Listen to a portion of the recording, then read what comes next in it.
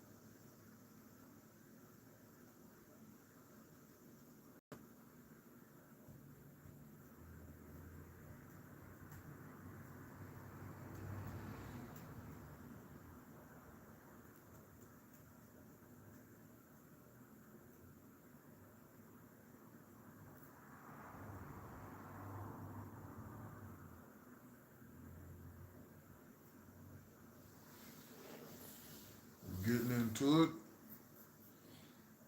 Make sure you like, share, and subscribe to the channel. Malone TV News. We're in the building. Day 9 of the Tupac Shakur murder trial. Dwayne Keeper D. Davis is on trial for orchestrating it,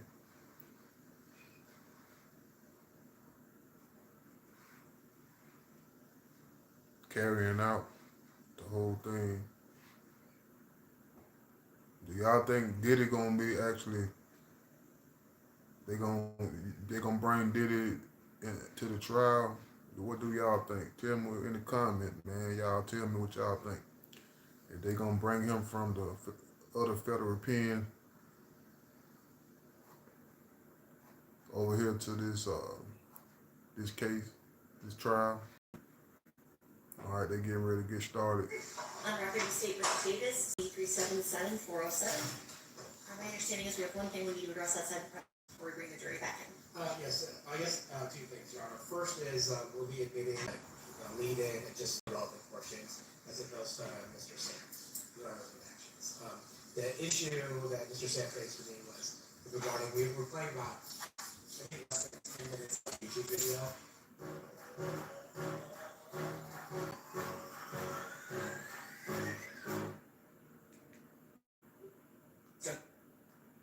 concerns. Yes, we had agreed ahead of Okay. time. Moving on to the issue with the YouTube videos. Yes, Your Honor, my understanding is Mr. Samp has an objection as to the foundation for the YouTube videos. That's correct, John. My understanding is that they're going to produce an individual that works for the Clark County District Attorney's Office will come here and basically just say that he found the videos on YouTube. I don't think it's going to be, I don't think there's going to be a foundation laid properly in terms of when the videos were taken, by who, along those lines. And so as a result, we will just do a preliminary objection to the foundation, maybe just say we'll lay that foundation for the course of the trial. And what's your proffer as to what you expect the foundation to be? That our discovery technician went on YouTube and saw the defendant's face, and nothing is off camera. It's the defendant's face, and that he's talking in a very recognizable voice. I think that's sufficient foundation for that. It speaks for itself similar to the book situation. And what's your objection that the video is not what it purports to be? As to foundation, essentially.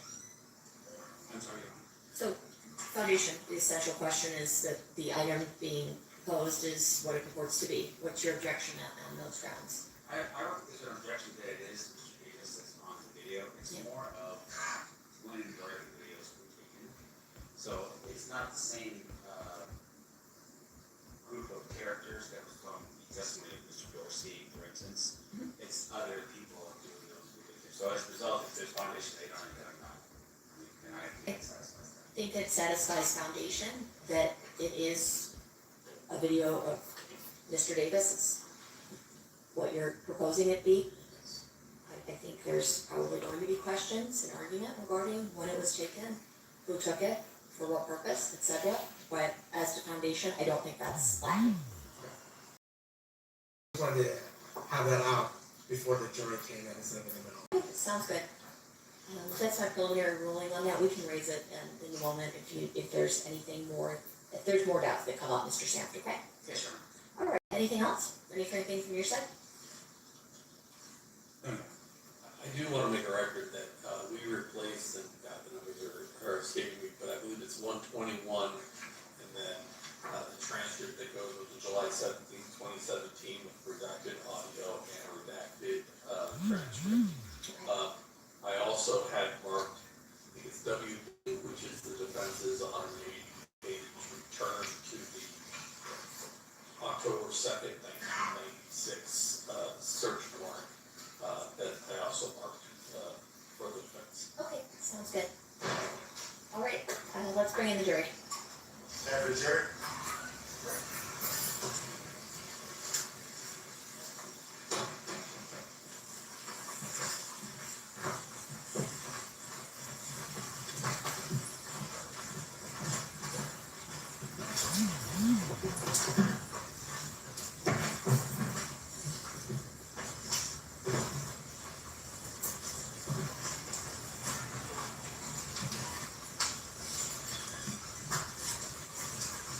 The parties declare the presence of the jury. Yes, Your Honor.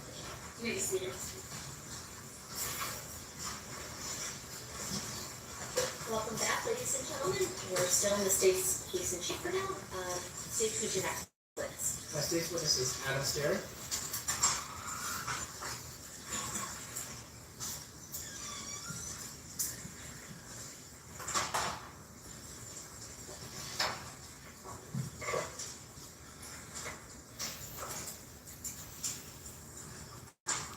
You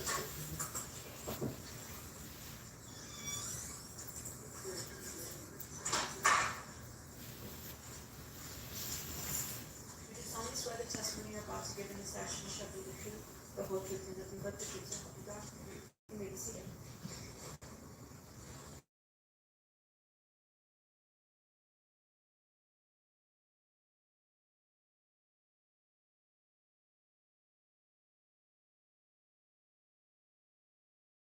Of evidence are distributed as to defense. Yes, we prepared for discovery. We sent them out. I'm going to ask you particularly about things I asked you to do in this case. Did I ask you to obtain YouTube videos of the defendant, Mr. Davis? You did? And did you do that? Yes. And is it fair to say that there were a number of videos? Yes, that is correct, sir.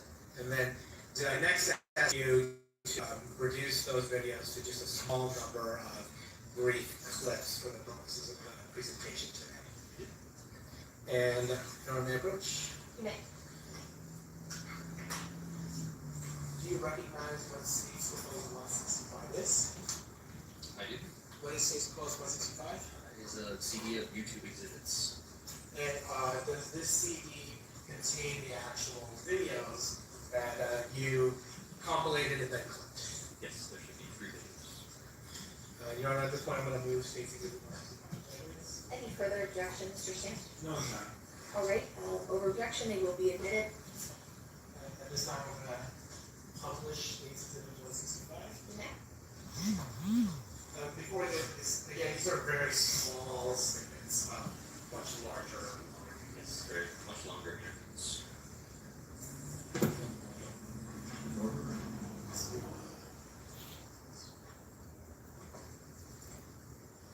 You and Orlando and everyone else meets up.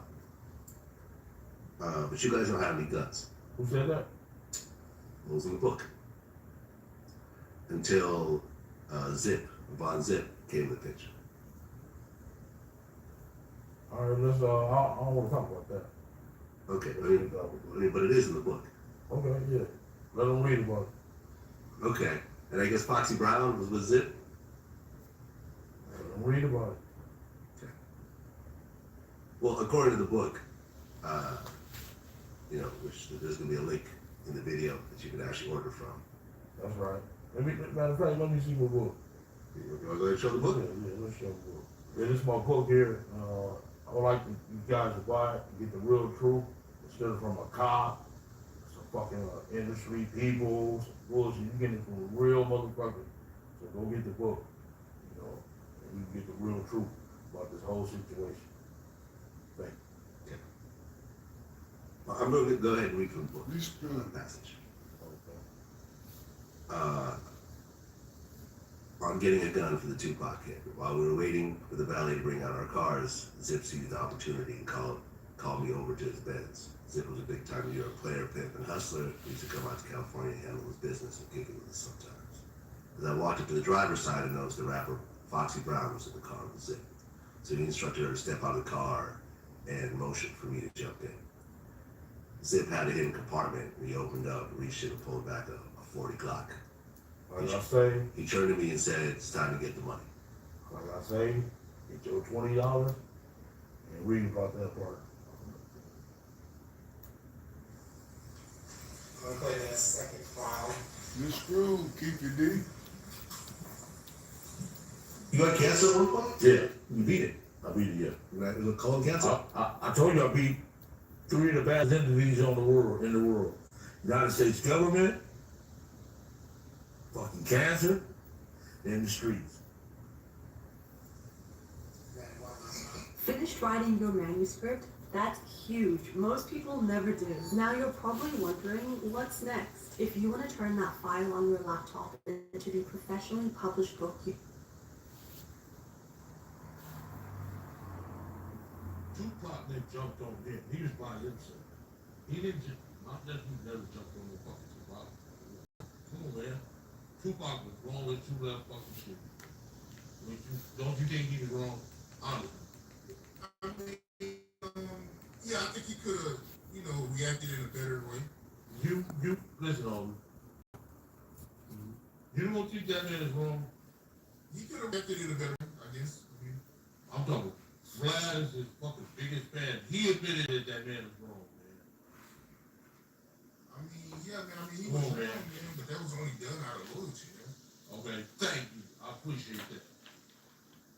But he never jumped. My nephew didn't jump on him. He jumped on my nephew, a kid, man. My nephew was a fucking kid. They was grown ass men, dude. You know what I'm saying? He's a fucking kid, dude. That's why he had on the general. But you didn't have to kill him, though. He's a fucking kid, dude. You ain't have to kill him, though.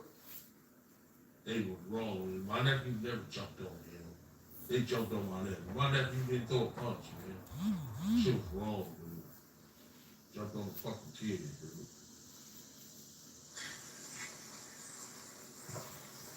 And then, as part of your duties working for the Clark County District Attorney's Office, Did you also receive a video from the courtroom proceedings in this case? I did. And did you receive one view from the television network and another view that you synced up? Yes, I did. And how do you do that? I use Adobe Premiere Pro. I took both of the videos, entered them into the same timeline, and set them side by side and synced them up. Who this little jackrabbit ass looking nigga It's the here? same video. It's the What he same got video. on the stand? And I'm going to approach Judge Speaks Proposed Exhibit 166. He must work. He Did you work for actually Clark put that County. conversation Goddamn on a video? district attorney And office. then, I'm sorry, to put that video on a CD. I did. And then this is the CD that you got? Yes, it is. Alright, you alright, this time takes 166 attendance. Any objection? That camera. So moved. This time it's going to publish 166. I look like camera on it down. Let him read back here at 3:40. Please rise for the jury.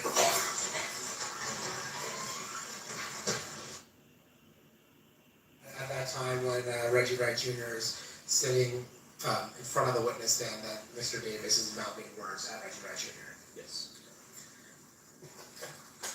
As part of your duties with the Clark County District Attorney's Office, did you also have access to calls that Mr. Davis made since September of 2023? I did. And did I ask you to review some of those calls? You did. And did I ask you to clip some portions of those calls for the purpose of the presentation here today? Yes. I'm gonna show you what's been previously on this exhibit 164. That nigga look like camera on sitting back there. Here, What y'all think? Is that camera on? or at this time, she's In the courtroom. Any objection? No objection. So admitted. This time state's gonna publish this exhibit 164. We'll go up on the logical order. So can we play that? Somebody get in the comment and tell me if that camera on or not in the courtroom. Everything will put out for you. They just trying to get the word out there against me, but they can't do that shit. So, What shit they trying? I didn't break the name that fucking Greg Hayes broke the name, shit. I just wish you would never did. You know, just let that. Oh, you probably wouldn't never did. No, I just wish you would have never talked to that man. You know. Yeah, you're right. I know. I should just went on and did a little, Stop doing all them interviews and I just never did nothing. Just, whatever happened, you know.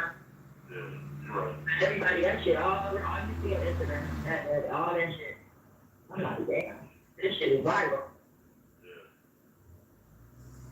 Now, Mr. Sterry, you've listened to this calls maybe one or two or more times, is that fair? That's correct. In terms of editing it, is it fair to say that while some of the audio is a little bit garbled, upon hearing it a number of times, you're able to discern some of the words that are being stated? Yes. And is it fair to say that Mr. Davis says they're trying to use my words against me? Yes. And that he says, I didn't break the thing, Greg Katie broke the thing. Yes. Now can we play the at 10:21:23? Yeah, they ain't got shit though. They trying to use my statement against me. You're gonna lose, dude. Stupid ass dude. Yeah. Okay. I was crazy to say They on the jail call. my shit against me. Yeah, I did. That dude did that. I didn't catch down say he did. Okay. Hey, on carry top. You know, oh, yeah, she had my life. I'm crawling up on her. Oh, Lord. And I just got tired of it. You know what I'm saying? Shit. Let her know the motherfucking truth. Bitch, you ain't just got me, motherfucker. Niggas around me got you for me. Third rock all them son of bitches. You know? Wow. Even my boy Jerome down the street from me. Blue Ridge out, all them motherfuckers. Oh, damn. You know that shit. You know? And similarly, have you listened to this call more than one time? And is it fair to say that Mr. Davis says they're trying to use my words against me? Yes. And in fairness to Mr. Davis, he does say, I was paid to say those words. Yes. And then he says, when he's asked about what's that book you wrote? He says, yeah, I wrote that book. Yes. And then later on he says, I'm gonna quote, let the motherfuckers know. Yeah, I think Keefe D is cooked. And then he later on says, I think he's we're cooked, gonna fried, break it, you didn't burned, get me. whatever you want to call it. And then says the people who actually did get him. Can we play the 11-9-23? Get in the comments. Let me know what y'all I'm gonna think. call Edie. I'm gonna call her today, and then when you call me later on tonight or tomorrow, I know. Okay. Okay. All right, I'm looking out for you, though. All right. When I get home, man, we rich. Of course. All right, I got to go eat too, you know, man. Don't let them come out about each other. You make me be mad about what he did later. And shit is still going. You know what I'm saying? Yeah. Yeah. Make it want to, you know. I have to tell that nigga, I got blood on my money. All right, what's up, You bro? screwed, nigga. I have to go. All right. Talk to you later. You your own worst enemy. So similarly, had you listened to this call in a break times? Yes. Is it fair to say that Mr. Davis says, I have blood on my money? Correct. And then the last call from July 5th, 2024. I was going way before that dude was I know he is concentrating and put them on, motherfucker. We just go crank it. You know what I'm saying? He's up in fucking prison. Get fucking ass. Fucking nice, huh? Shoot. Weekends and all that raping little girls, killing little kids, you fucking all the way to fucking casino. That dude's a piece of shit. Nigga, that nigga hated Tupac. He had animosity against Pac. Straight.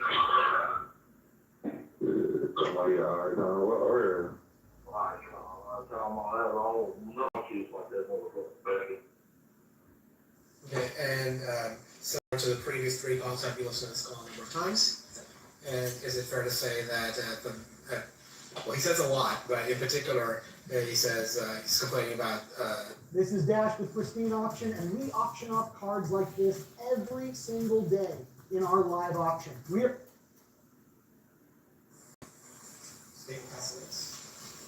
Okay, Mr. Stamp, cross examination. No problem. Ladies and gentlemen, any of the jury, any questions for this witness? Seeing none, thank you, You Mr. cook, Shakur. nigga. State who's your next witness.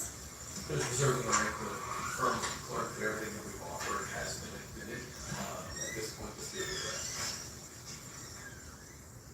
the You cook, Do you want to Keefe come D. back and review it, or do you? I've checked, it's just the last 33, actually, it's the last one. Okay, Can we just 31? Oh, yes, I forgot the rest of it. So 31 was a duplicate, so we never offered 31, we just need to make a record that 31 was a duplicate of, you know, which it is of 30, yeah, it's a duplicate of 30. So the clerk asked me to put so that. 31 should just be blank, there should be no exhibit attached to that. Well, it's marked as a proposed exhibit, it's just not admitted as a duplicate. Okay, sounds good. Defense, we're moving into your case in chief. Yeah, maybe your question. You may.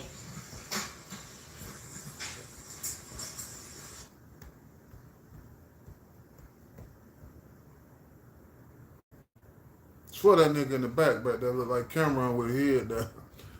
Y'all tell me in the comments. Y'all, what y'all think, chat? That nigga don't look like Cameron in the back there with that white shirt on? Beside the light-skinned nigga?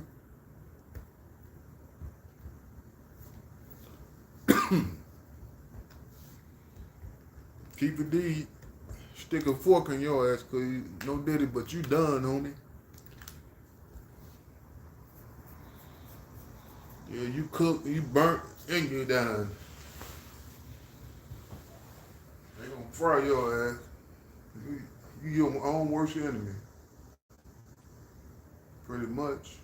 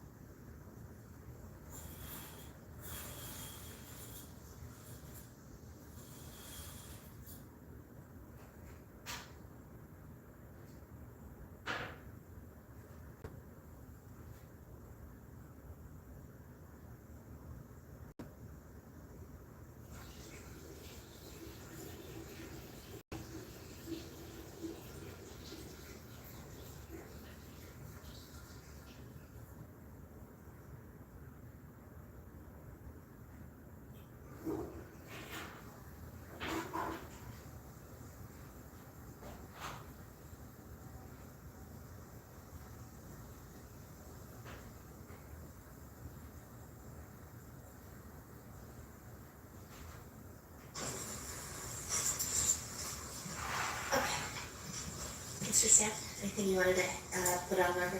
Yes, Your Honor. With regards to the defense's case in chief, we have witnesses lined up.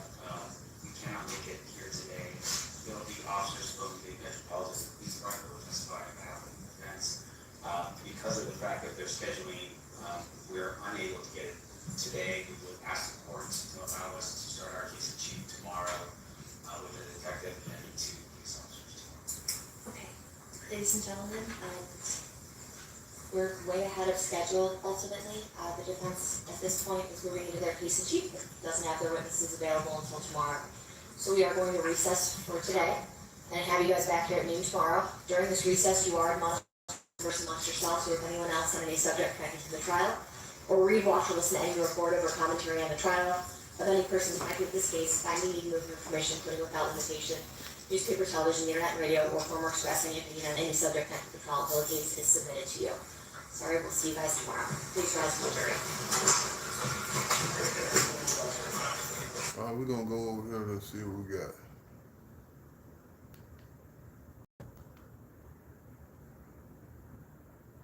I'm at home raising 2 boys while my husband works 2 jobs and night shifts to pay.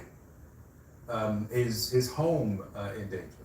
Victor, good morning. Thank you for having me. It may be valid. Yeah. It might be. And prosecutors have to take extra special steps to make sure they're being very careful in discovery matters. For instance, when you're going through documents and pieces of evidence, there's a redaction process, a very careful process every office has to take to make sure that when things are being sent to defense attorneys or given to witnesses and such, that personal private information is protected, because we want to make sure everyone is safe.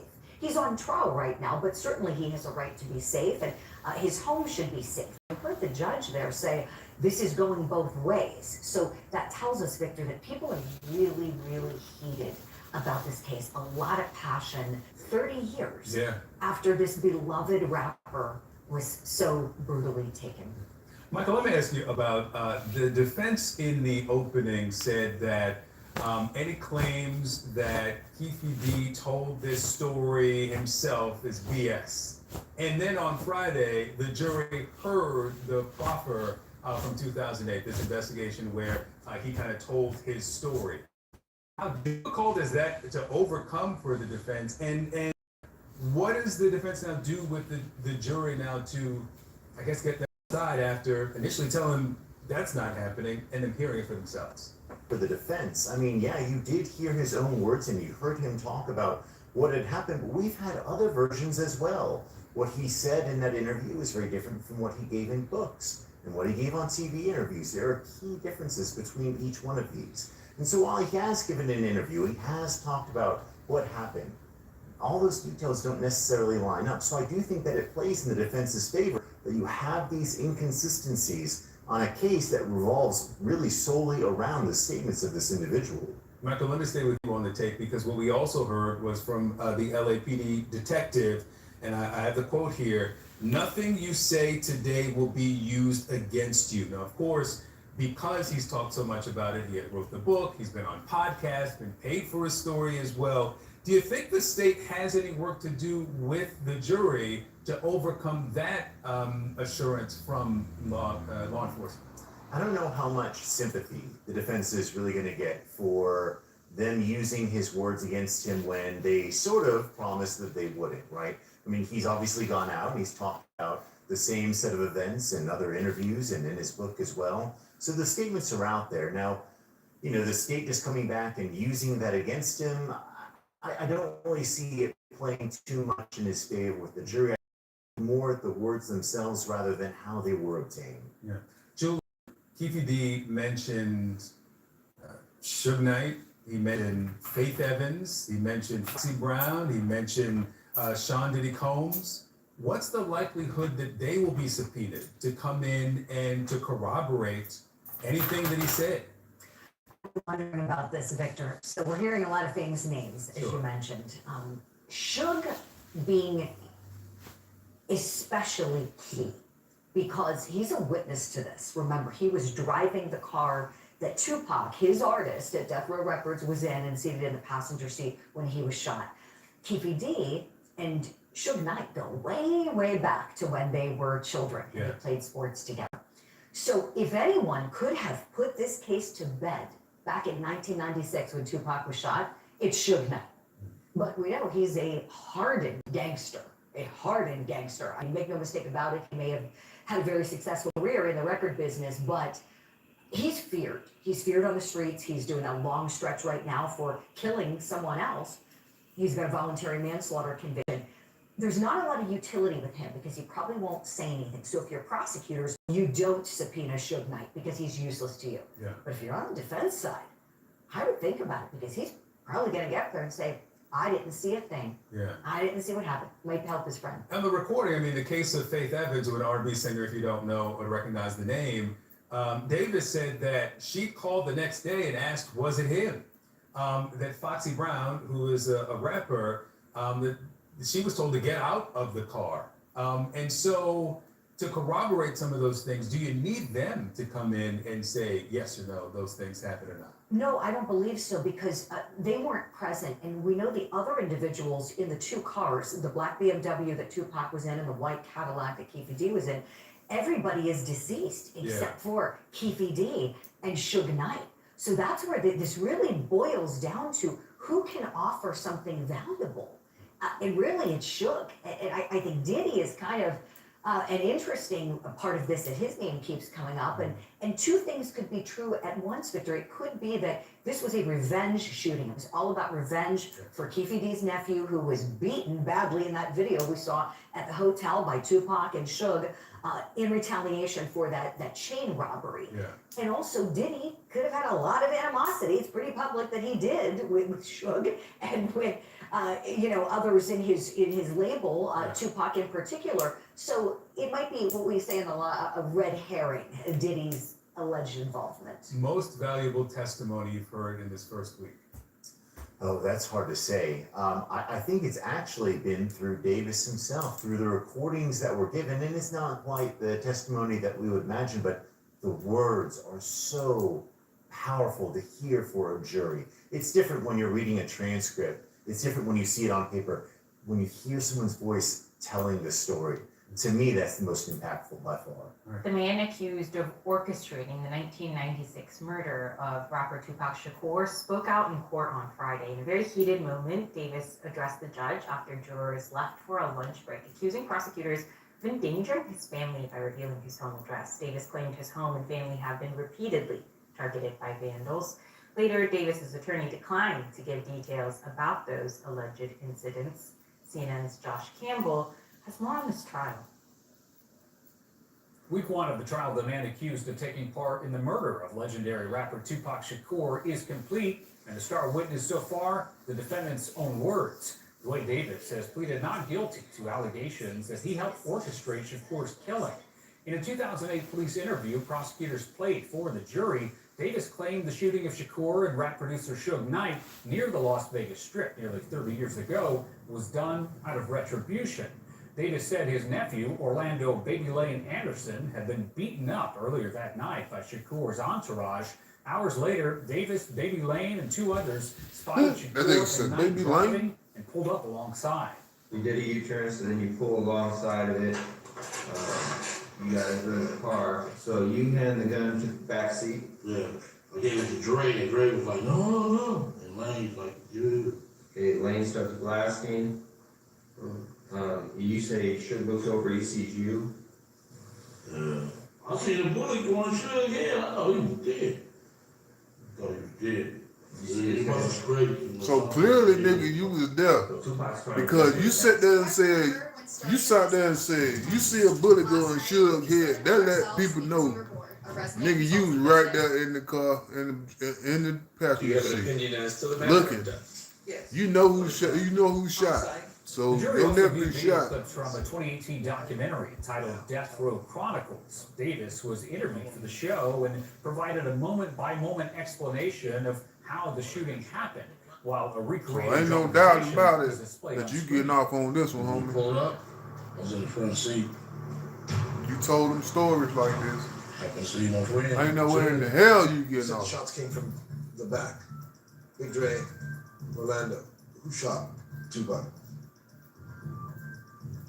keep before they go to the streets. Nigga, you don't say it already. In his police interview, Davis also claimed that disgraced rapper Sean Diddy Combs offered a $1 million bounty to have Shakur and Knight killed, allegations that Combs has repeatedly denied. He has not been charged in connection with this case. Now, despite past comments by Davis describing his role in the shooting, he and his attorney now claim he made it all up and was merely trying to make money off of his stories. Of course, a major question that will decide his fate: which version of the story will the jury ultimately believe? The trial is expected to last several more weeks. Back to you.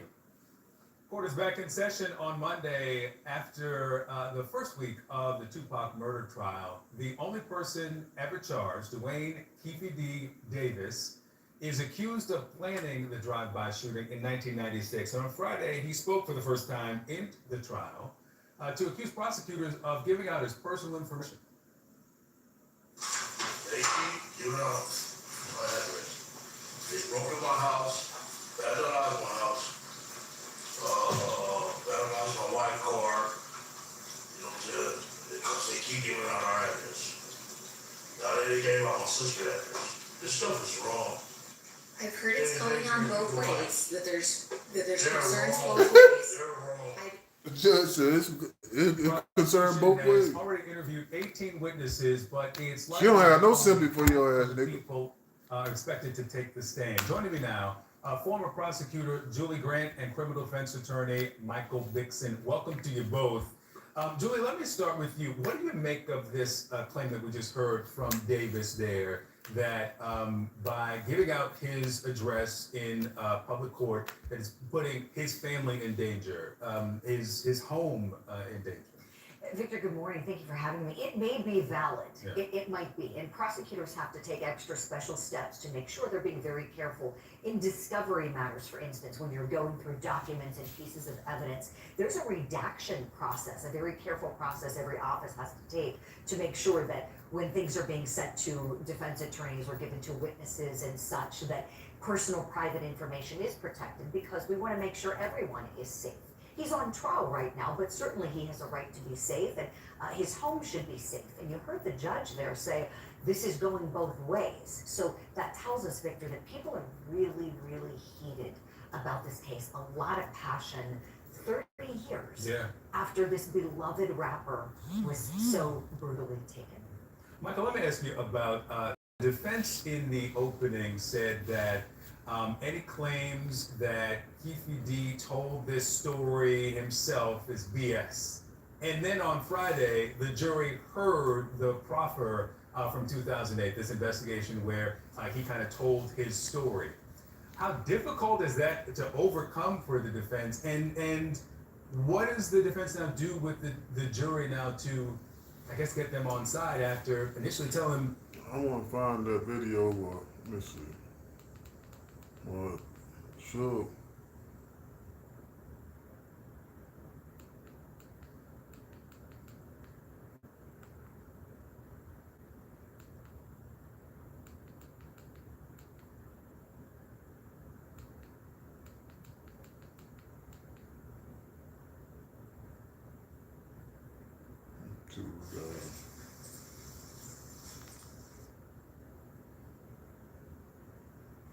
This is game changing, dream building, confidence boosting. This is for mighty schools rallying.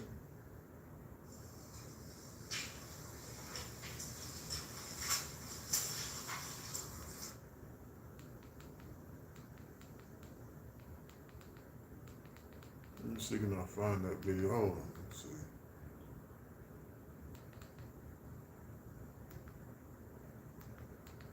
Sure.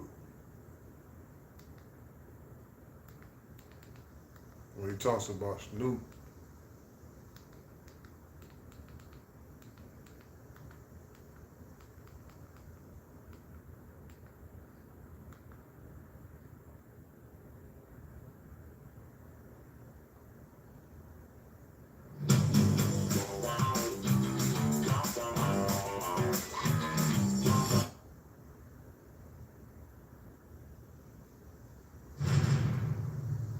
You and I had a talk last night.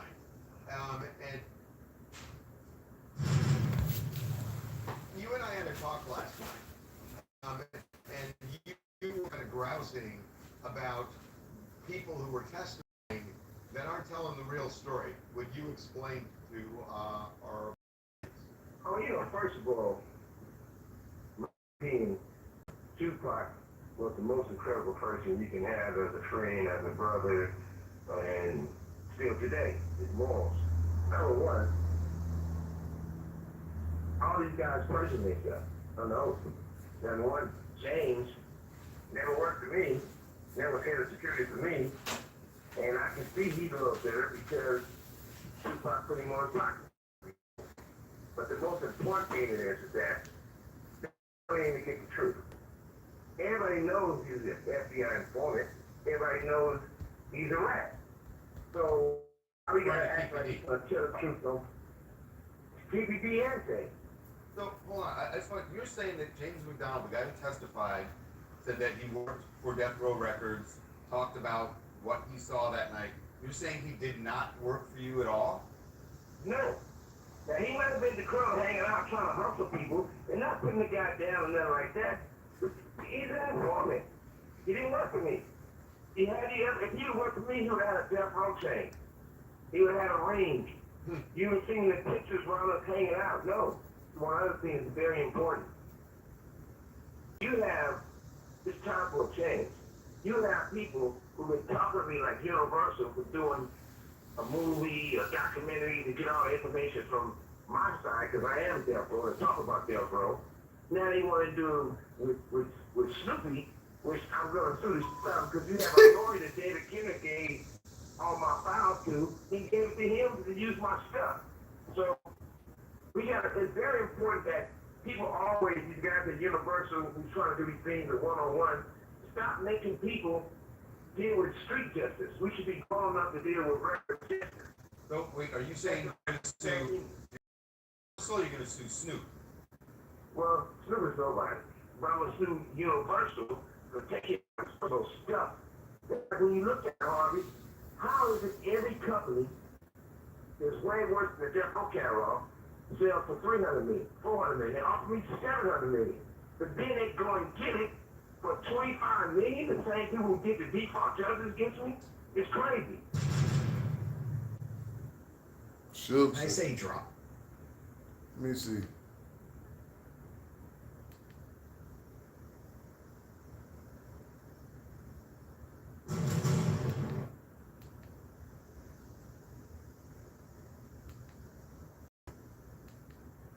Shook, I want to interview. Let me see.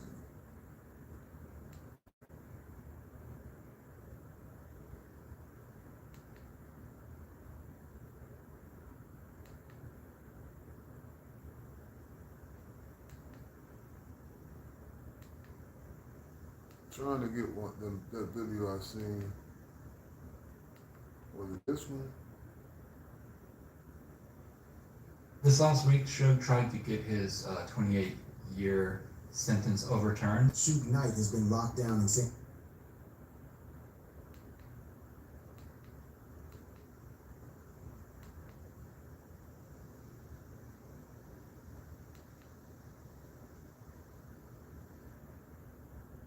While everyone wondered who killed Tupac, Snoop $10.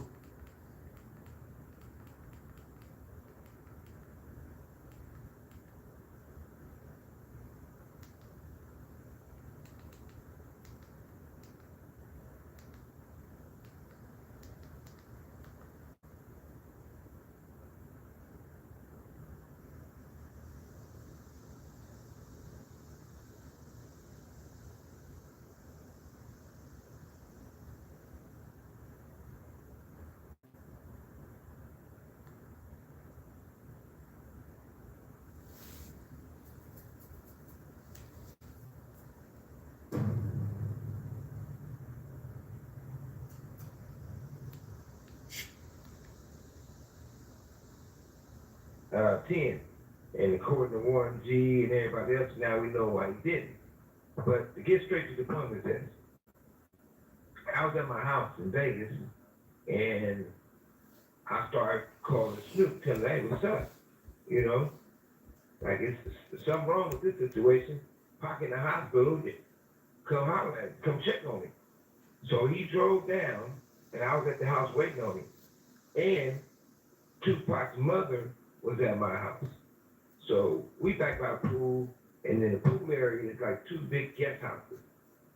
So as when Snoop come up, and there's other people out there, we walk in the back to talk. As we start talking, I said, I'm on him, like, man, why you ain't here? You should have been at the hospital. And then Tupac's mother was there in the fan. She was like, yeah, I know you should want to see him. He told her, he's like, well, look, Tupac hates me right now. He mad at me. He hates me. So I feel bad. That's why I didn't go up there. And Tupac's mother said, well, look, Pac was mad at me too. For a few things I'd rather not swear because of stealing shit, she said, right? But we all do that with our mothers. So she said, well, he was mad at me too, but that's my son, I'm there. And if he hates you, you still want to go do the right thing and go visit him, right?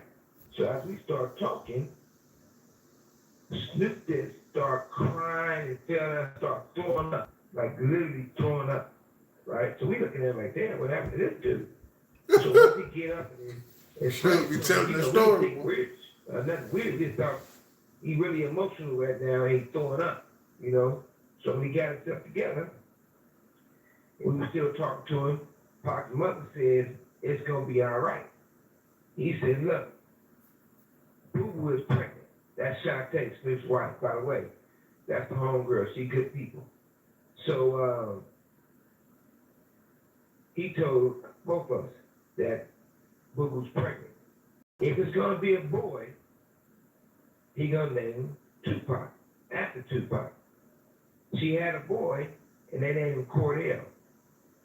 That's Snoop's last son, whatever. So I don't know where you get all the extras from, but they had a conversation at the hospital and all that. That's absolutely not true. Say less, if you know what I mean. But instead of just saying less, since I've been in here, Snoop and other people been having people trying to bail the guy out, TPD, because he talking too much. Raising him trying to do stuff with Puffy because they say he's talking too much. They even had somebody talk to me and say, hey, you can help him get free. I said, look, I don't have nothing to do with none of that, and I'm not leaving prison to go to nobody county jail. To the point they were saying, well, you can't leave and sacrifice a little bit in the county jail to stop that black man from getting life. Hell the fuck no. I ain't wishing bad on him at all, because I don't want to see nobody go to prison. And like I told you last time, since I found out more details about certain things, I probably would go to the Vegas County Jail if me and Keefy D were sellies. We have a good conversation after I give him, 6 upside his head, another 6 in his body, and another 2. But yeah, that's definitely didn't happen with Snoop didn't go to the hospital. That's a lie. I want to make sure I'm hearing you correctly. You said that Snoop, he trying to bail Keefy D out of prison? Well, this is the thing. First of all, you got to understand, him, Puffy, Ray J, all of them, they got puppy ties. And apparently, Keefy D telling it all. You know what I mean? And the more he talks, the more they get hurt by the situation. And, it's always a sad situation when we allow everybody to get into these events of wars or whatever you want to call it, because we all lose. Sometimes people lose their freedom, sometimes people lose their life, but it's bad for business, it's terrible for the culture. Me personally, I take full responsibility of any actions I did, regardless if it was great things or bad things. And we gotta learn that we should all be able to be friends and get along and be able to be allies and respect each other. But we don't want to let a person come from a whole nother coast and start a war in the city that's not gonna end up well. And what I mean by that, my opinion, it happened twice. When you listen to James' interview, and he's saying how, James lived in the South Side neighborhood. He said how Puffy was coming over there throwing money around to have Tupac killed and have me killed. He played his part in the situation because he never said nothing to nobody. So his involvement. So, and you don't gotta take my words, take his own words. So that played a role in changing the culture of hip hop. And I also feel that Puffy also, he didn't do it on purpose, but some of the things he did took another great rapper from the West Coast Brothers, which is Nip. I mean, Nip was just doing fine. He was doing stuff for his community. He was doing stuff with his homies. He was doing great things as an artist. And what I love about Nip, that Nip, YG, man, those dudes was real brothers.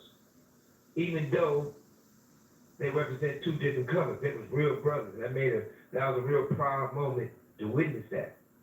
And the reason why I blame Puffy for that, because once Puffy started messing with Nip, one, like I said, it's my opinion, going by what everybody else saying, Puffy the one got these dudes on hardcore drugs. Everybody smoked a little weed, have a little drink, but he was introducing these guys to different type of level of drugs. He was going around doing videos and saying, he's the big homie of LA. He run those dudes. Like I said, I wasn't there personally, so I just can't say it. This is my opinion. So when you start doing those things, that creates a lot of jealousy. That creates in-house stuff. Not saying they have something to do with Nip, so I ain't on that page. I'm just saying, whatever the case may be. So we gotta fix that. So, Sugar, I gotta ask you, and shout out to Snoop. I don't got no issue with Snoop, but every time I ask you about Snoop, you always bring up Vegas. And from what I get from it is, you feel like Snoop knew what was gonna happen to Tupac in Vegas. So Oh yeah, keep it cooked. Like, go For for real. it, too. I'm gonna say like this. I'm never gonna say him. But the writing's on the wall, what I mean by that. I know they got into it in New York. I know That nigga Keep It D done told he pretty much don't go. gonna cook this stuff. When it's time to go, he's gonna go. And I know that the three of us was close. After I called my mother, I'm gonna hit Pop, I'm gonna hit Snoop, make sure they straight. So all three of us communicated with each other, always. He had a ticket for the fight, a Tyson fight, where we always go to a ringside ticket. They all knew that was the East Coast night and everybody was excited about it. I had Run DMC performing that night. When you look at it, Dad said that, hey, we wasn't going, Snoop was on, fuck Death Row, basically fuck Tupac and everything above, and something's gonna happen. This call and your telephone number will be monitored and recorded. Warren G said that Snoop was at his house watching the fight, and he had the walkie-talkie, the radio. Now, these walkie-talkies, the radios I had, it's not a Nextel. This is before all that. I had these radios that work on the whole West Coast. San Diego, Vegas, Oregon, the West Coast, Denver, right? So, only time a person got one of those radios, it's like if they was going to a club, or they was going to court, or they was going to an event, that they could communicate with their security. Whoever's doing those security details, the security didn't keep them 24/7. So the radios we handed to, if two guys were gonna be on Snoop, I would hand them two radios, and Snoop would have one. After that's finished, they would turn them back in. So it wasn't no need for Snoop to have a radio. That was surprising. So when Warren says he heard the shots, he heard everything was going on, and when everybody they heard him say got him, that's not just a red flag, that's a fact that somebody involved with something they shouldn't have been in, and they had a radio they shouldn't have had. So that was the first thing. Then Corrupt, they interviewed Corrupt, and Corrupt said, Snoop had to meet and said, we're not going to Vegas. So they was going to Louisville, so that's basically saying like something's gonna happen. And then Nate Dogg said, I'm going to Vegas. I don't gotta be around those niggas. That's his exact words. I could be here, I could be there.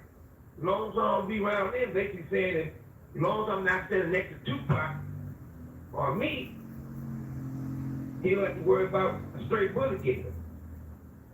No other way.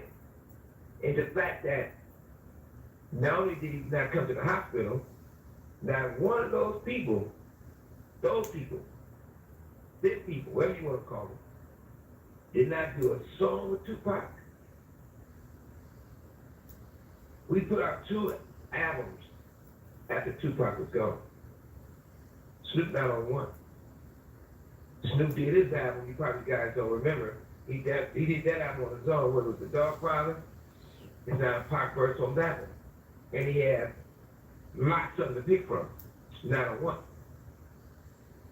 When Tupac got a star on Hollywood Walk of Fame, not one of those individuals, their people, did not come. So you can go up there and accept the award for Pac, act like y'all was close, but y'all was enemies at that time. And I do say this with all respect to the whole West Coast. I tried everything to keep the love for Snoop. If it's something personal, we'll deal with that on something personal. But when he went out his way and showed the facts, what he did, his involvement, that bothered me. And was even worse than that, Ray J even said Snoop told him that. So it's like bragging. So it is what it is, you know?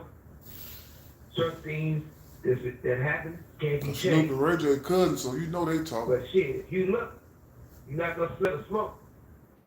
You're not burning. That's that. Old Spice, your fast track to 24/7 freshness. Our mission is to protect people. You're right. Danger is part of the job. You afraid? Hell no.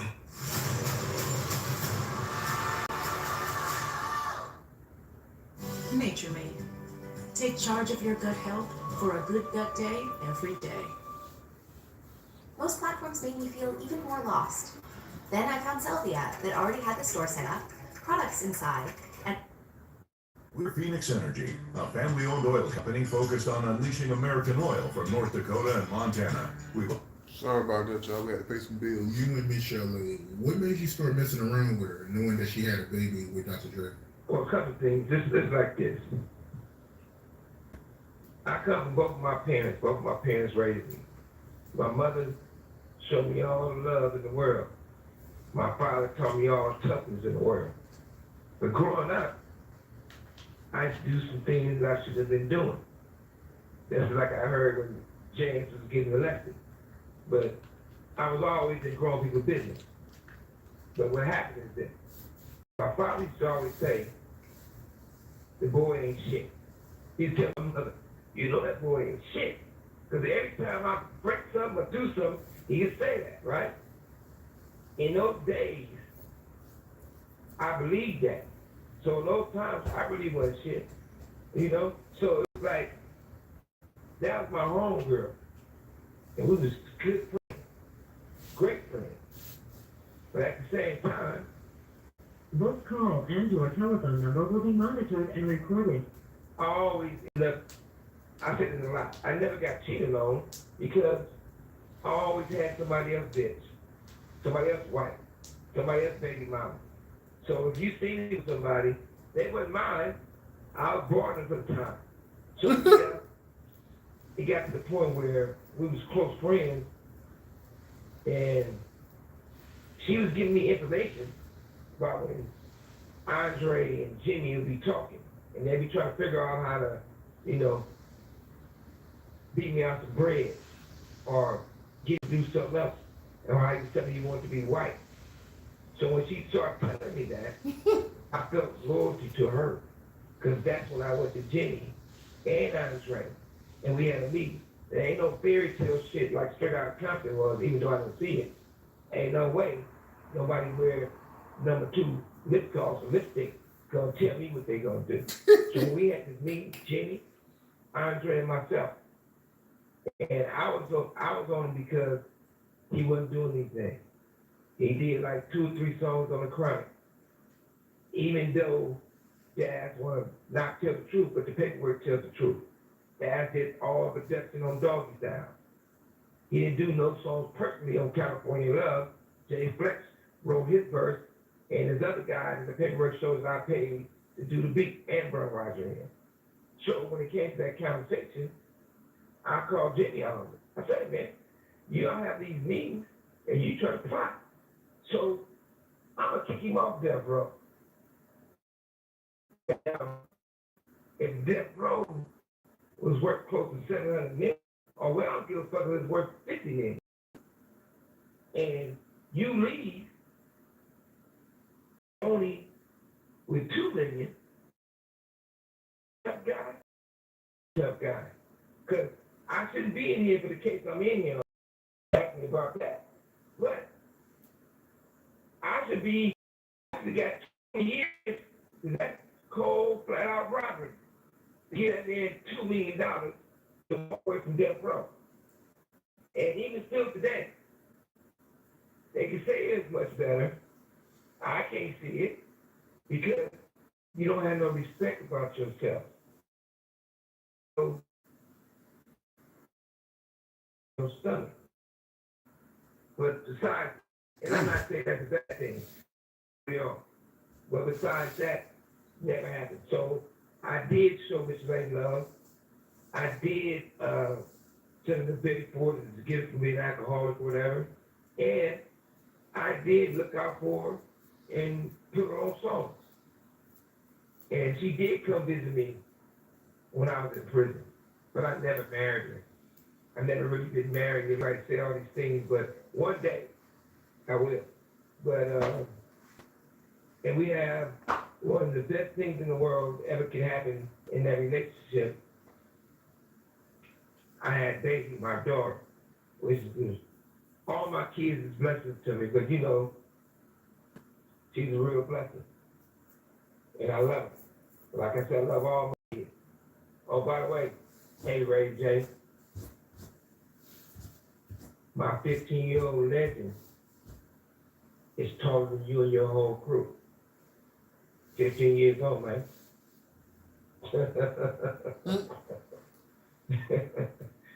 Everybody. But do you think that was one of the reasons why Dr. Dre left Death Row?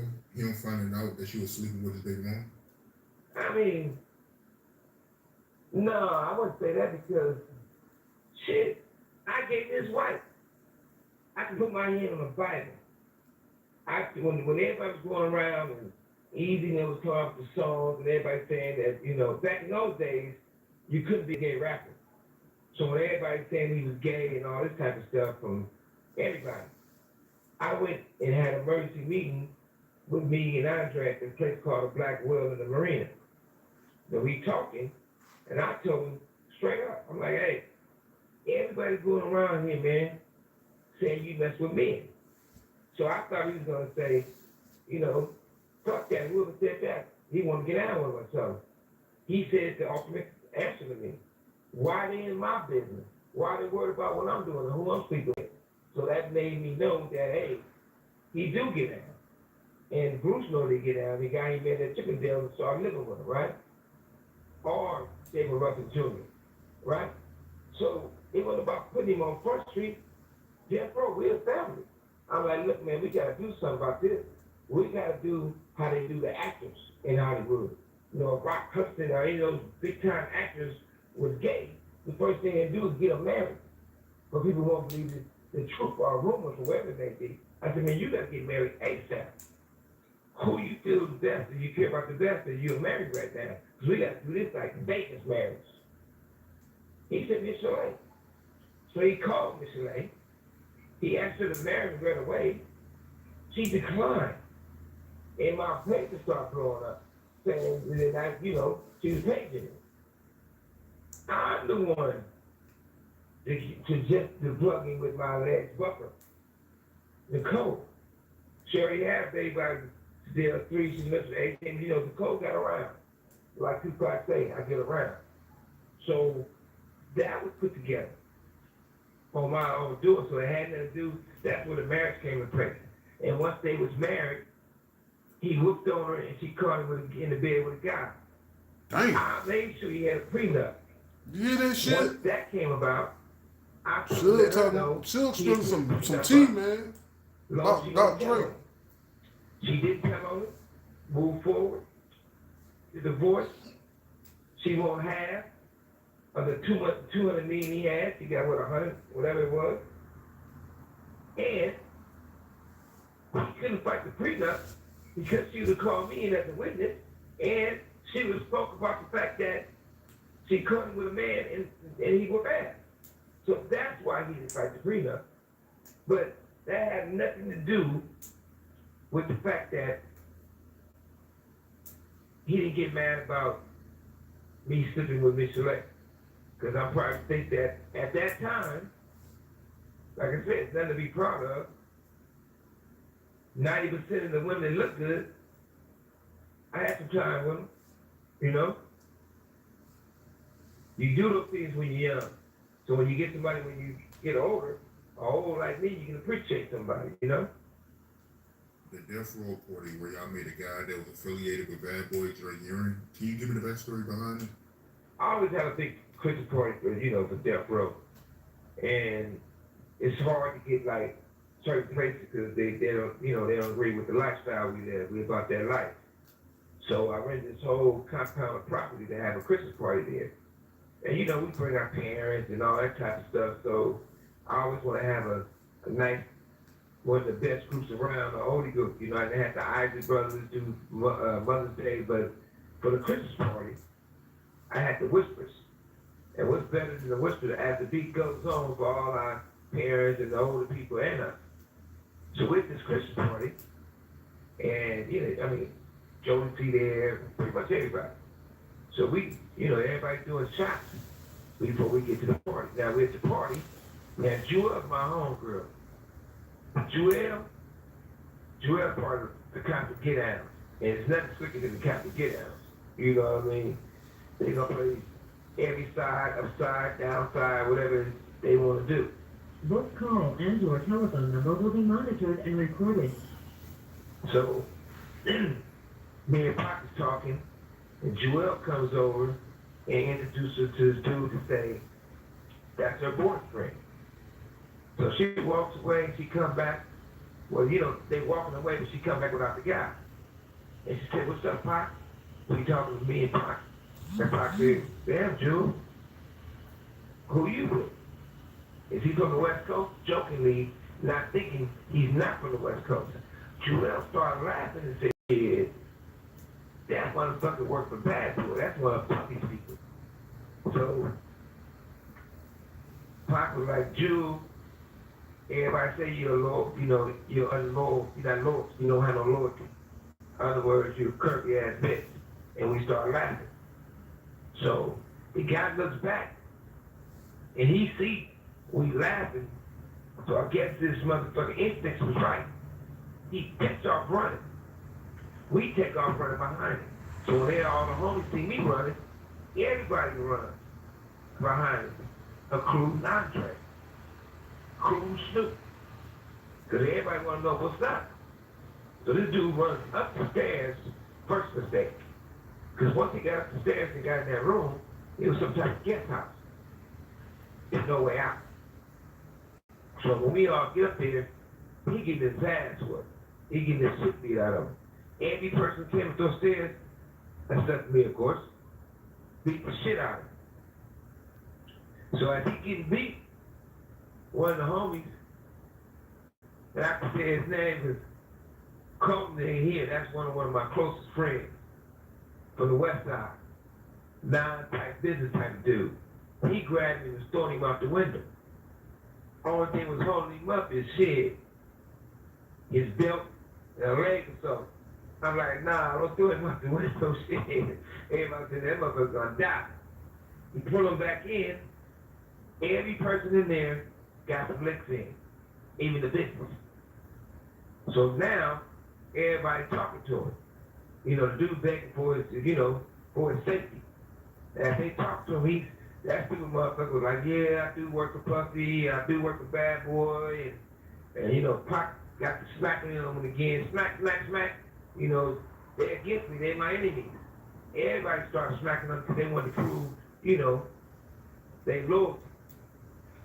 So, a lot of us still got champagne glasses in our hand, champagne bottles in our hand. We be having a great time. So, I said, oh, man, they ain't just probably work for the motherfuckers, right? They're like, man, what are you talking about? You being nice to them? You didn't have motherfuckers, even some people in this room drink just before. So they start pissing in the motherfucking champagne cups. This dude probably drunk maybe, I say maybe, I don't know what count, but it had to be over 30. It was so bad, as he's talking, I had to back up because he smelled like piss. So,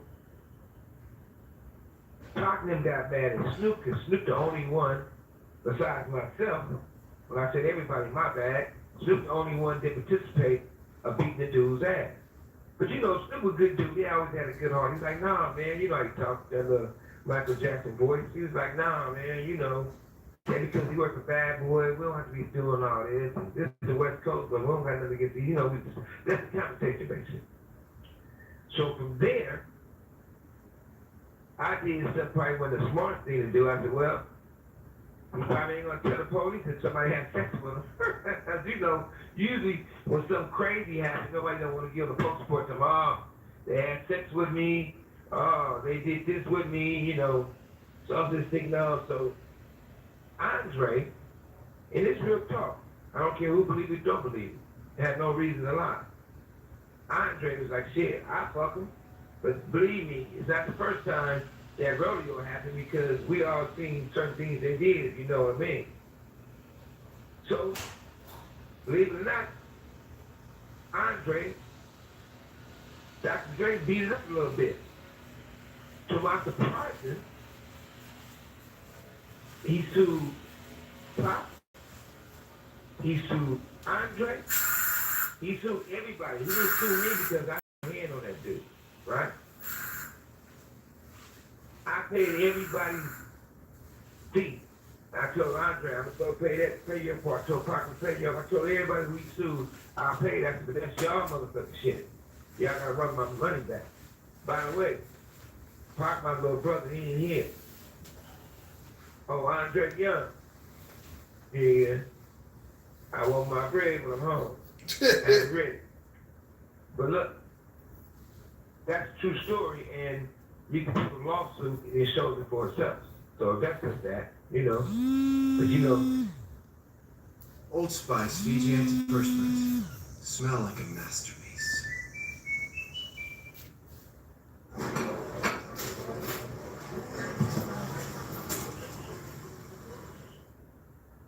If you're putting off selling your work because most platforms overcomplicate it, stop scrolling. I realized that Etsy doesn't actually. I'll see comments, like it would be so much easier if there was an app and I could just stream it to my TV. Joelle, I got all love in the world for her, but Joelle she was a grinding gal. She was a cold bitch in a good way. But what I'm basically saying, and a lot of people talk about all this stuff, how everything gets miscrewed or confused. Nobody taught the principle. I came with the name Death Row. I started Death Row. Everything was legal money. And David Kenner was not my attorney. He was a criminal attorney. John Brinker is the one that did the stuff for me on in Gary Simpson for the entertainment side of it. But that being said, that's just like Danny Boy said a statement before. Danny Boy said, well, I brought all these songs and I blame Suge because I get all this money. Well, I understand Danny Boy didn't understand the business. First of all, when I met Danny Boy, I took a lot to him and treated him like a son from day one. He was signed to a friend of mine named Shorty, who had him under contract. So I had to buy him out that contract. Because Shorty had spent a lot of money on Danny Boy, so he said. But he was under paperwork. So right off the top, before I did anything with Danny Boy, I had to buy him out that contract. Danny Boy didn't write none of the songs he performed on any of the projects with Death Row. I had to do a remake. He didn't write that one. I had Babyface do the music and write the lyrics. He didn't write that one. And I ain't mad at you or anything he sung with Pac. Tupac wrote that.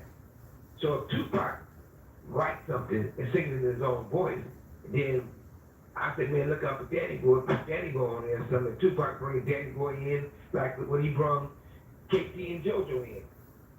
When he brought them in, right? They just singing what he wrote. So you can't get publishing if you didn't write it. So there's no way I'm supposed to pay you publishing royalties on a song you didn't write.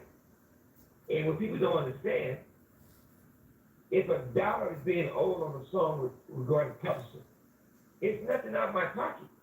If $1 go to Tupac, that still don't come out of my pocket.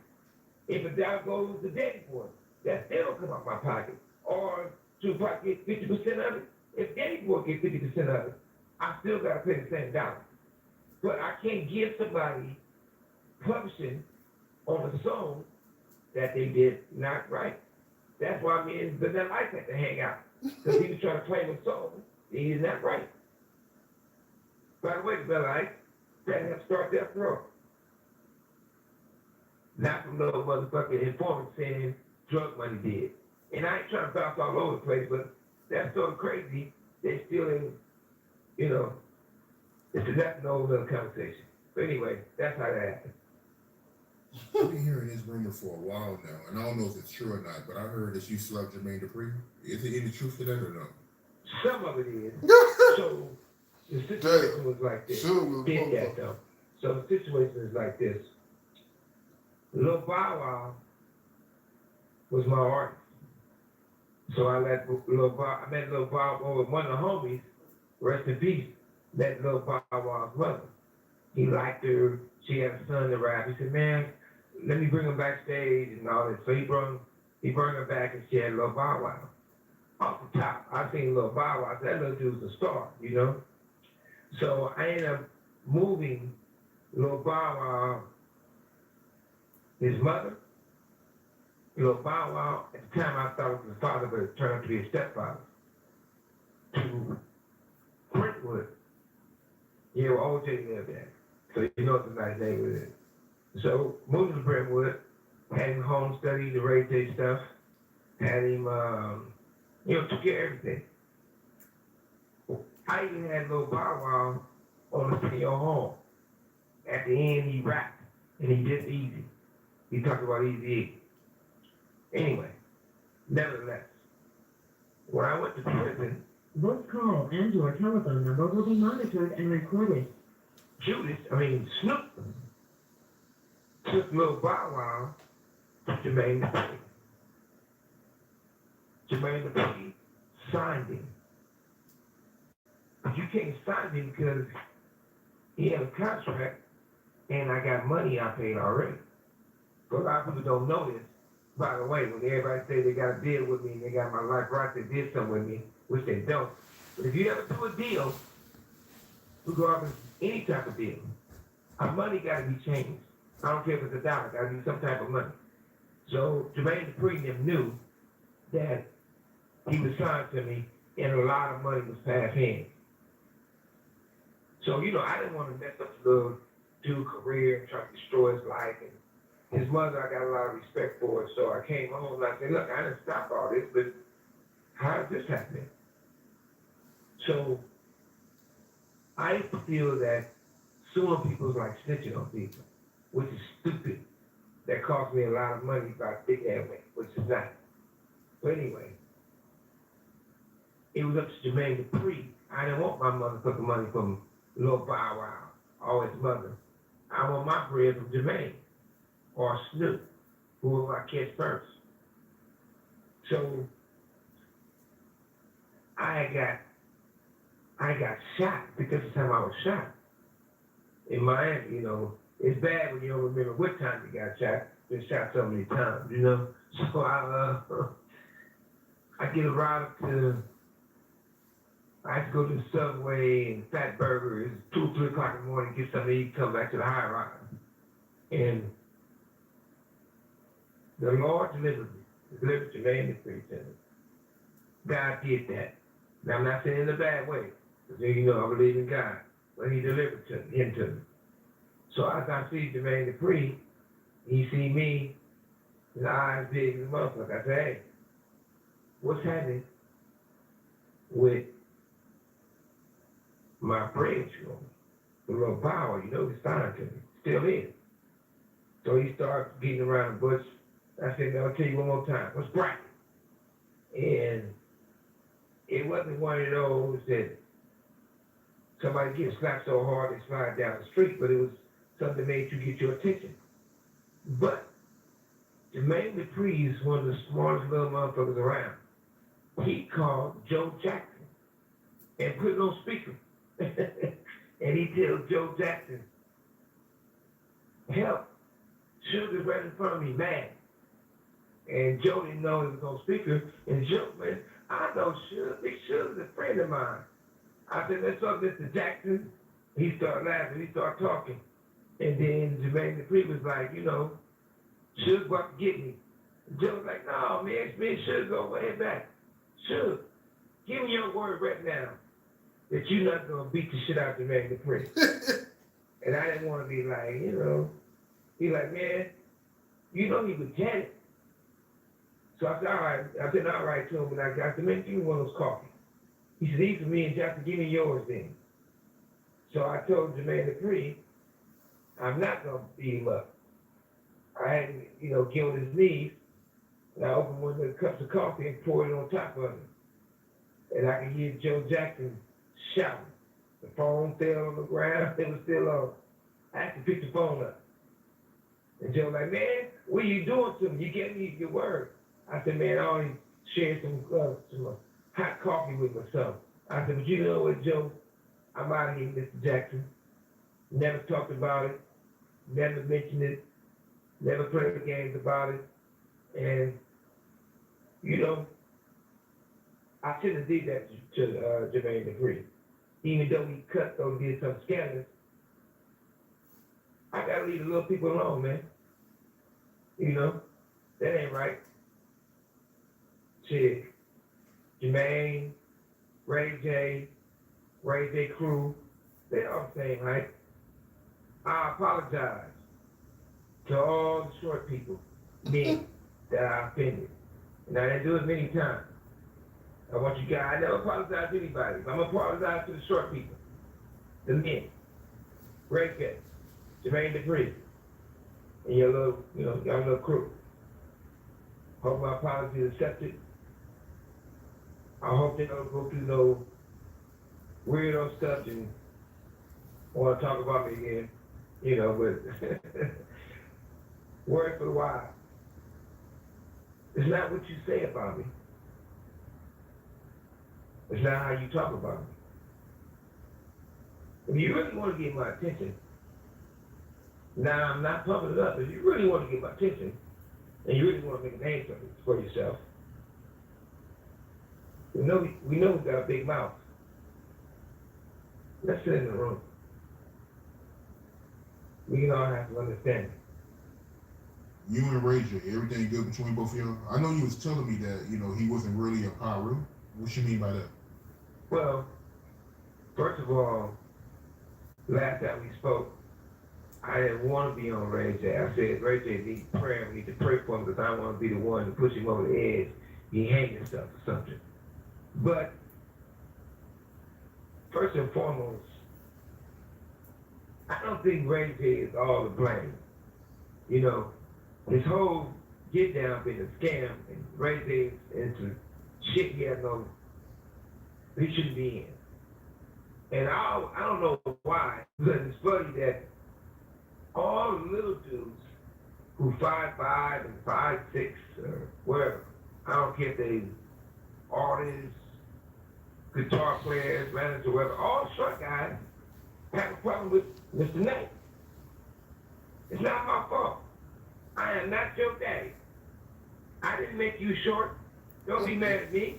But one thing you better remember, when we get older, you might start off like me. Yeah, I can start off at 6'4". I'll start getting older, you lose an inch or two. So don't be mad at short people.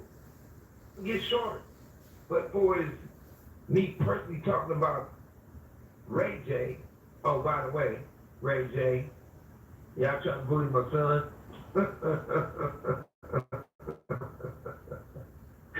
Hey, he's a good kid. He wasn't raised like that. You know what I mean?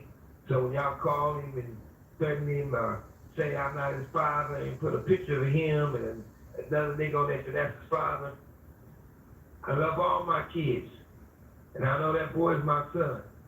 But even if he wasn't my son, or any of my kids wasn't mine, I took care of them, I love them, I support them, and God give me even a bigger blessing to take care of a child and raise a child and look out for him, even the fact that I didn't make it. But to try to bully him, that's some weirdo shit. So, you know, all y'all need to take a break and eat some milk, drink some milk and cookies. That's soft shit. But back then, Ray J said he could power rule. This call and your telephone number will be monitored and recorded. It's not up to me to say who from Power Rule ain't from Power Rule.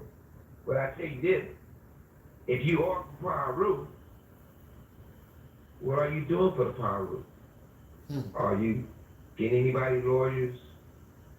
Are you having anybody in prison? Are you at the good days that y'all want to say boxing? Are you, what are you doing? So I think it's more to it than to say you're a gang member or you from Power Rule and you're not showing the love to the Power Rules. So I have no idea. I know this. I know they surrounded show they not from Power Rule because I can't picture a real Power Rule scared to go anywhere even by himself.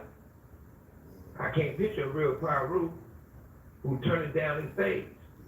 And so you can Power Rule and motherfuckers call you out and want to run it. If you ain't running, that's DP. Don't be mad at me. Understand the politics.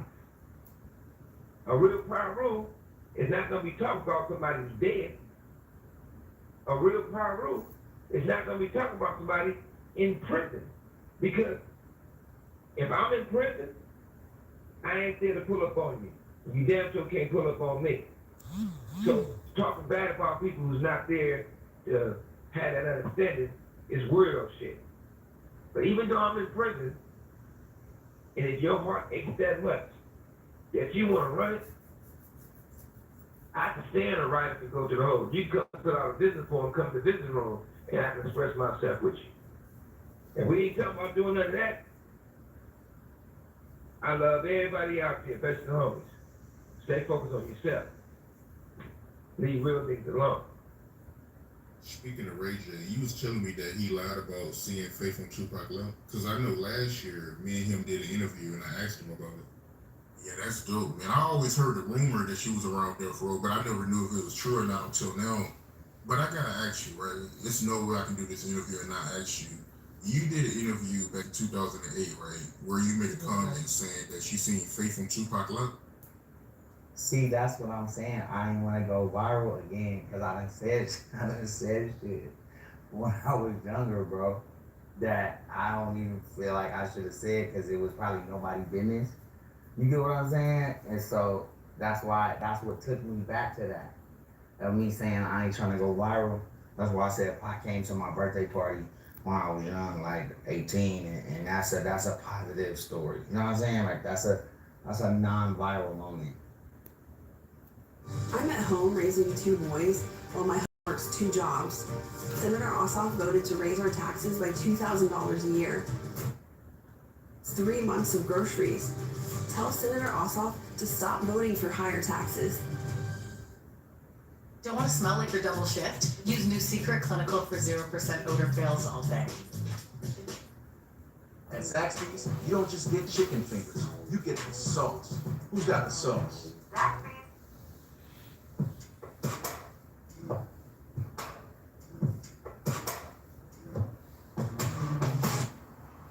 You finish writing your book and want to publish it, I want to tell you about the best possible way to do it. What if I told you that you could publish your book in 2 different languages across dozens of distribution channels, including Amazon, Barnes... Well, that's bullshit. And the reason why I say that because Jay wasn't with Tupac.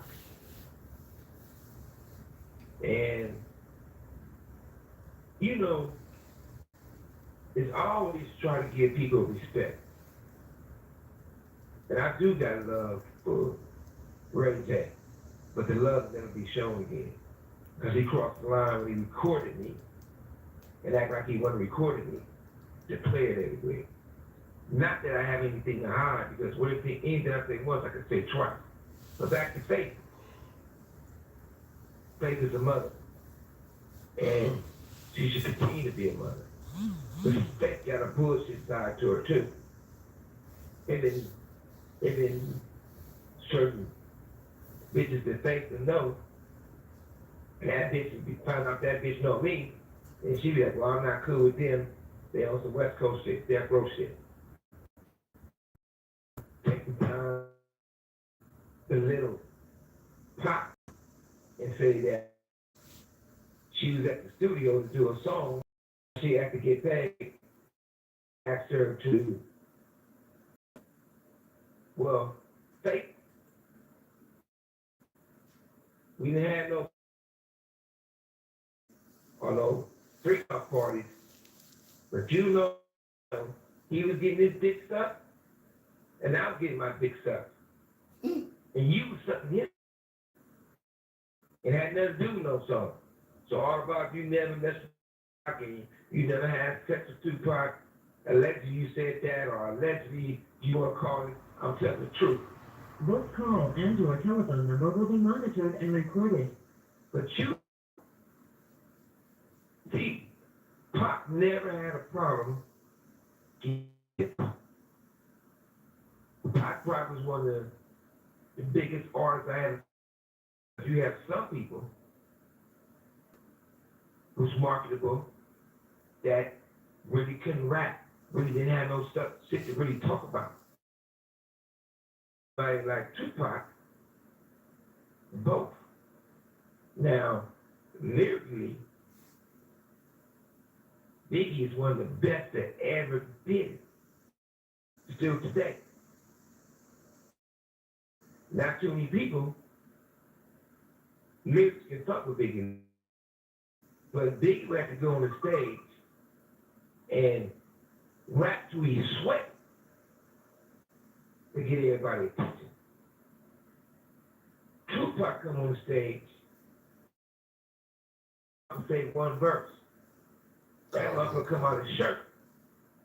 All the hoes gonna lose their mind, rush the stage and throw panties up there before you start rapping. Tupac is what you call superstar. Death Row, the real Death Row, that is. Death Row, which is me, I just didn't have artists. I made stars, superstars. Everybody was a household name before they even put a record out. Big difference. to Dream not wanting to give Pop California love? Absolutely not, because this producer dude did the beat. So Jay Flex is the homie who's signed to my publisher, and he wrote the song California Love. It was just California Love without Robert Trump and none of that. So we listened to the song, like, man, it's a hit. It'll be a whole 5-10 years before we do an album around here. So me and Pac being so tight, I tell him, I said, take off the second verse, and I'm gonna have Pac write to it, put it on all lines of things. So when Pac came to the studio, I said, I got something for you to get. And I said, this second will ask you to write to it, so take it home and, write to it. He heard it, and then I got to take it home and do it right now. So he ran in the booth and knocked it out. He did it. Then once he did it, we kept taking back. Then I called. This call and your telephone number recorded. And I gave him a couple $100,000. He liked it.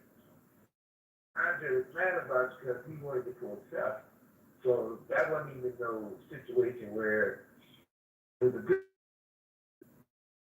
He did that, became history. Shit. And at that time, Pocket Snoop was falling out because Snoop didn't show up to the California video. And when I started off the California, like I said, that's before the shit happened in New York. It was already. I think the Chelsea overtook everybody. You know what I mean? Because time where everybody was running them, and then Fox shut the whole West Coast down. Not just Death Row took over. I came to do some things that no one did before. From my point of view, right, it always seemed like Pac and Dre never clicked. Why was that? Not that he was doing the production, he was writing the lyrics, and he was like, man, why is this dude getting credit for verses he's not writing? And why are he getting credit for tracks he's not producing? And that was just quick. But then the final thing was, when Snoop trial was going on, I needed Andre to go up there and get character with this one. And he didn't want to do it. So the lawyer's like, man, you gotta go, we need you. He said, man, he was like, you better count for that. If it's up to me, he's going to prison. I thought about that because Pac had so much love for Snoop. That's another thing about Pac so much. He's like, this dude, and he ain't lying for me. So that's how it all. They did a song called No Diggity, No Doubt, with Terry Riley. And at the beginning of it, Dre pretty much did Snoop about, even though he didn't write it, but it was like Pac what he was doing. He said a dog came, all sex and all that type of shit. So Pac super verse. Snoop came to get his verse, so toss it up. Even though he didn't do it, Pac went in on said what he said. And stood by it. But Pac was just a different type of man all Death Row. And a lot of people say this truth on these platforms is because that's crazy because we had moved from Death Row a long time ago. I started Death Row in 91. Death Row died in 2001. And I don't know why Snoop or anybody else, if they that good, they should make their own label. If they feel that they label. Or whatever Jay said, Jay said make another, or whatever he calls it, another day. And I feel the same way when everybody, pounding on their chest and have nothing to do with nothing. I'm not mad. Nothing but blessings to everybody. Yeah, you referring to Lost Ones when Jay said that line about making another. Yeah. Once again, I'm not a rapper. When Sam Snead got beat up, was you there? Of course. So, when everybody gets into it, it's the red room. So the rules of the red room is that No matter what we argue about, we can go among ourselves and you know, fight about it. You don't gotta fight, but I think it was like this is, say for instance that Pac called out corrupt, bad, Snoop, anybody, right? They gotta say, I don't want to get down with Pac. And everybody say, you a bitch. And once everybody say you want to get down, it's over. You don't gotta fight. You accept that you're a bitch. And if you do choose to fight, win, lose, and draw, motherfucker, shake hands and it's over with. That's the rules of it. It's been a couple times it was a little crazy, but Sam Snead was there, basically getting Andre back. So Pac didn't want to do Saturday Night Live with Andre. And I'm like, man, what's up? He's like, man, you my big brother. If you gonna beat me up, if everybody gonna get me there, I'm not doing no song with Andre because he a homosexual. Drake tell me, I'm not a homosexual, I'm a bisexual. So Pac jumps up and shouts, I told you, but he going around, you know, punching niggas in the ass. And Drake cool, Drake like, man, you silly. You a silly motherfucker. I can fuck a bitch in the ass, and I'm gonna be a bisexual sometimes. Shit, I'm letting them try me, they on top. Pac said, that's it. I'm not doing Saturday Night Live.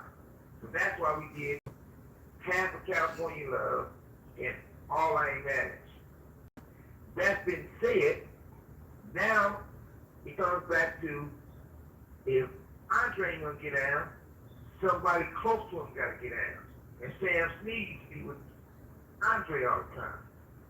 So it was his turn up. Man, Pac gave that boy so many ooh-wees and ooh-wees and ooh-wees that by the time we got to Monty, he was transformed. You know what I mean? Pac gave him good one. Beat shit out of Sam Snead. Yeah, I remember doing an interview with Jay Flex. You know, he was talking about how Sam Snead got jumped, and he said that, you know, after that happened, he never seen him around Death Row no more. Sam Snead was out of there.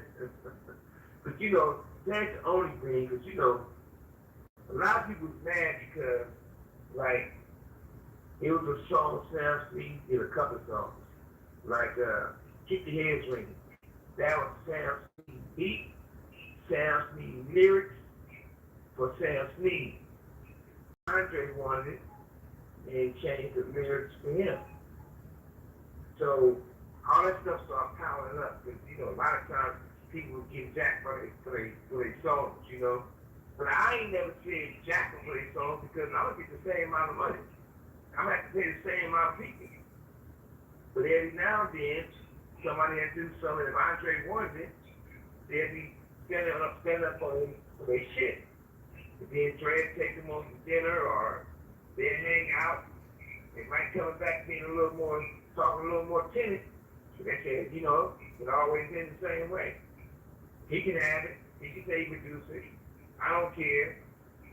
That's close to me. Whoever did a lot of songs, regardless of, you know, on Snoop's album, soundtrack, on the other album, even the crime. Once somebody spend the night, they come back, it's a whole different story. They're like, they didn't have it all. The songs, the publishing, whatever. Welcome to Death Row. Shit. So, Suge, if you can you give me the backstory behind the run-in that you and Eminem had on the set of Faking in the Club video? All right. First of all, let's get to Eminem. Whatever I say once, I can say twice, and it's repeats too. I don't know how you want to fight me. Eminem was at the awards, and a guy named Jake Steve, I call him one of the best friends in life to have. He called Death Row. I happened to be on the phone. He said he needed to talk to me, and I was on the phone. He said, Eminem was at the awards. Eminem is in the Lions thing. They about to eat Eminem ass up. They called. I talked to somebody. I said, hey, I ain't trying to put this business out there. They can tell their own story. I said, hey, telling me that I didn't even know no Eminem. Leave that white boy alone. Give him a pass. All right? Moving forward, I'm fresh home. We go to a video shoot. Once we go to the video shoot, it's probably like 10 of my homies, maybe 15. It's probably like 20 of my Mexican homies, you know? It's real live Southside with all that. So as we go to the set, one dude said where he was from, time we got in the vicinity. He got smacked, he kissed up runs, and tells them that, hey, I'm outside, we outside. And you can hear all these Jews talking. When Keisha Lance Bottoms got elected, Bottoms Ally got a 6-figure no-show job. You, Nature Made Digestive Enzymes, help digest 5 key nutrients for daily digestive support. If you've been injured in an accident and need money now while your case settles, call Oasis today. We'll work with your attorney, and if... That's the sound of an American oil company hard at work. Want to be a part of it? Listen up. Hello, my name is Adam. One, they opened the door up.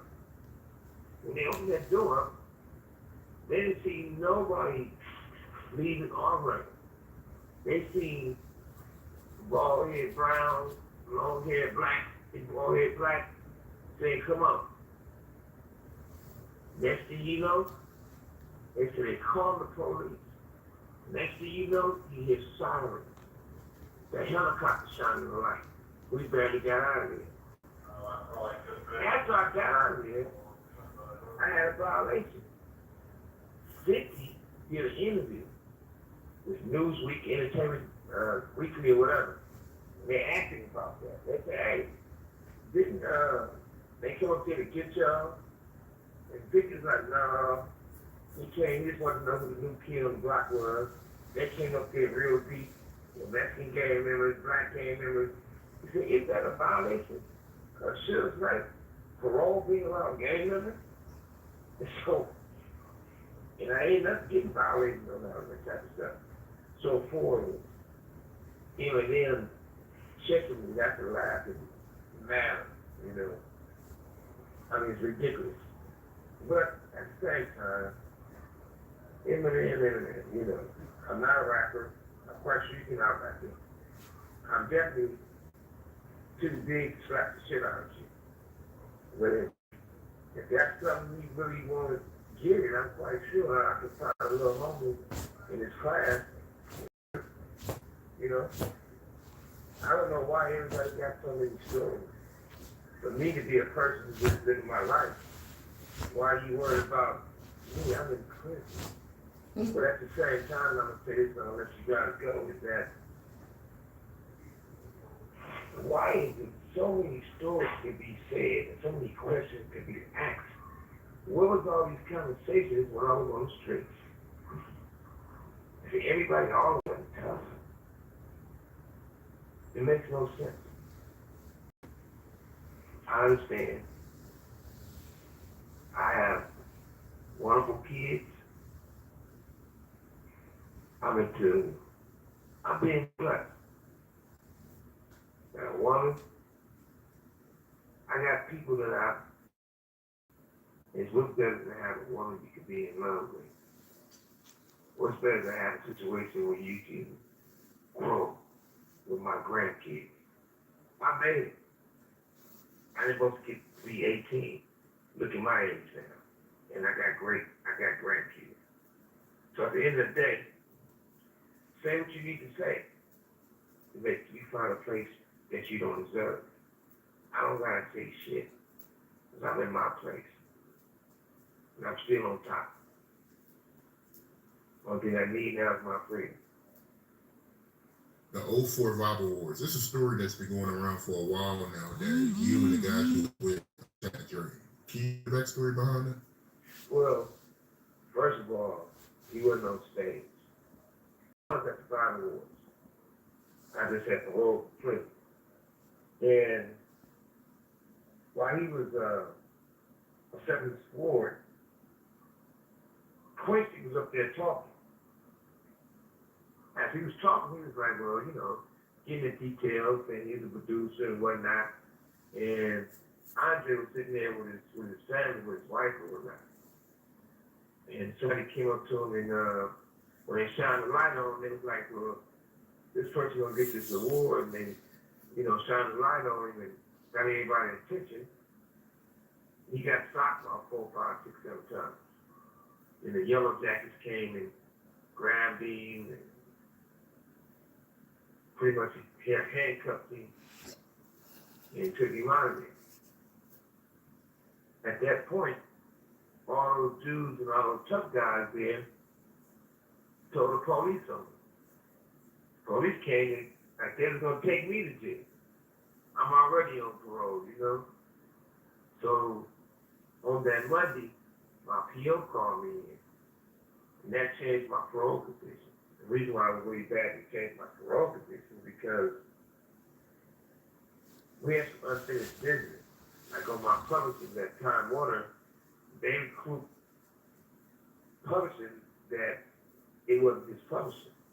And I couldn't deal with the situation because when they made it one of my parole conditions, if myself or a lawyer or anybody knows what it did, let it show you this debt is always stacked. And I know when I interviewed Ali Adam, he told me that when you got shot in Miami, that was the reason why, because of what she did at the Vibe Awards. And Quincy Jones, he was behind that. So, you know, they felt each other way about that. She was about to come to Miami. Wow. Well, she in Miami in the Red Room Shore Club, a 5-star hotel, but basically know how to swing around there. Kanye West party, you know? And you know, him and Petey Pablo there. I talked to Petey Pablo like 2 weeks after that. And you know what I'm saying, walked around. When I walked around, I saw Jim Jones and Chrissy. I'm like, hey man, y'all go ahead. Chrissy damn near G'd up. She could just tell by my look, man, go ahead, man. She like, babe, let's go. He like, man, let's go. Chrissy, take him and go.